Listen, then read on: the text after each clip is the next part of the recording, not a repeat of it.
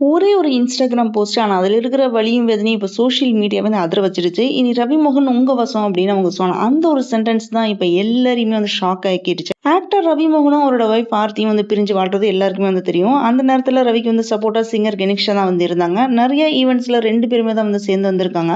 ரவிமோகன் ஸ்டுடியோல வந்து கணேஷாக்கு வந்து ஒரு கீ ரோல் வந்து ப்ளே பண்றாங்க அப்படின்னு தான் சொல்லிட்டு இருக்காங்க. இது எல்லாமே சோசியல் மீடியா ஒரு பிக் டாபிக் ஆஃப் கான்வர்சேஷனா வந்து போயிட்டு இருக்குது. ஆனா அந்த க்ளோஸ்னஸ்க்காக வேண்டி கணேஷா மேல வந்த ட்ரோல்ஸ், மீம்ஸ், சைபர் புல்லியிங் இந்த மாதிரி எல்லாமே அவங்கள வந்து ரொம்ப ரொம்ப ஹர்ட் பண்ணிடுச்சுன்னு சொல்றாங்க. அதனாலதான் இப்ப என்ன சொல்லியிருக்காங்கன்னு பாத்தீங்கன்னா, நான் சென்னை விட்டு போறேன், என் மியூசிக், சோசியல் மீடியாவை எல்லாத்தையுமே விட்டுட்டு போறேன் அப்படின்ட்டு இமோஷனலா வந்து போஸ்ட் பண்ணியிருக்காங்க. இதுக்குள்ள ஆர்த்தி ரவியோட கிரிப்டிக் போஸ்ட், அதுக்கப்புறம் ரவிமோகன் அழுதுட்டு இன்டர்வியூல பேசுனது, இந்த என்டர் இஷ்யூ வந்து பெரிய கான்ட்ரவர்சியா வந்து மாறிடுச்சு. ஆனா இப்ப ஃபேன்ஸ் கேட்கிற ஒரே கொஸ்டின் என்னன்னு பாத்தீங்கன்னா, கெனிஷா வந்து உண்மையாலேயே வந்து ரவிமோகனை விட்டு விலகிட்டாங்களா, இல்ல இது ஒரு இமோஷனல் பிரேக் டவுனா? இந்த ஸ்டோரி இதுக்கு மேல வந்து எவ்வளவு ஷாக்கிங் ட்விஸ்ட் இருக்கு அப்படின்னு எதுவும் தெரியல. இது ஒரு சாதாரண செலிபிரிட்டி காசிப் மாதிரி எல்லாம் இல்ல.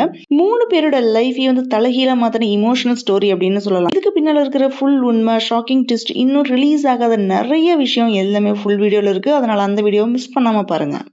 தேங்க்ஸ் ஃபார் வாட்சிங் திஸ் வீடியோ. உங்களுக்கு இந்த வீடியோ பிடிச்சதுன்னா லைக் பண்ணுங்க, ஷேர் பண்ணுங்க, சப்ஸ்கிரைப் பண்ணுங்க. See you all in the next video.